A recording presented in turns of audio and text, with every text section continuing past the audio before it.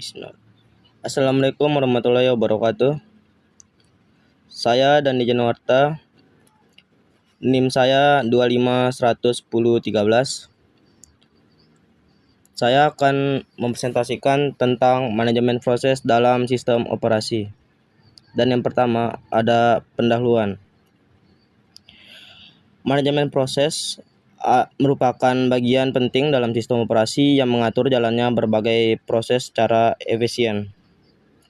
Tujuannya memastikan setiap proses tidak saling bertabrakan dan saling berinteraksi sesuai kebutuhan sistem. Contohnya, saat kita membuka browser dan memutar musik bersamaan, sistem operasi memastikan kedua proses itu bisa berjalan tanpa mengganggu satu sama lain. Dan di sini juga ada proses control block, bisa disingkat PCB. PCB adalah struktur data yang menyimpan informasi penting tentang proses. Dan isi PCB meliputi proses ID, dan kedua program counter, ketiga register CPU, dan keempat informasi manajemen memori, dan yang kelima status proses, dan yang keenam informasi akuntansi. PCB ibarat catatan status bagi setiap proses. Dengan PCB, sistem bisa menghentikan dan melanjutkan proses tanpa kehilangan posisi terakhirnya.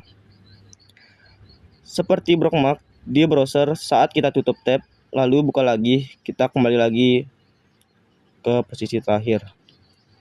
Dan di sini juga ada jenis operasi dalam proses. Operasi dasar pada proses meliputi, dan yang pertama ada proses creation, membuat proses baru. Dan yang kedua, proses execution, menjalankan proses.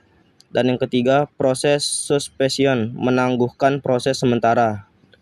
Dan yang keempat, proses termination, mengakhiri proses dan mengembalikan sumber daya. Dan di sini juga ada jenis penjadwalan.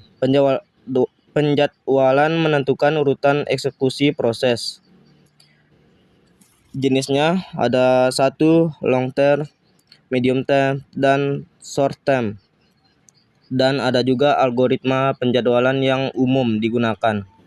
Yang pertama ada FCFS atau bisa disebut first come first served. Dan yang kedua ada SJF, shortest job first. Yang ketiga round robin atau bisa disingkat RR. Dan yang terakhir priority scheduling.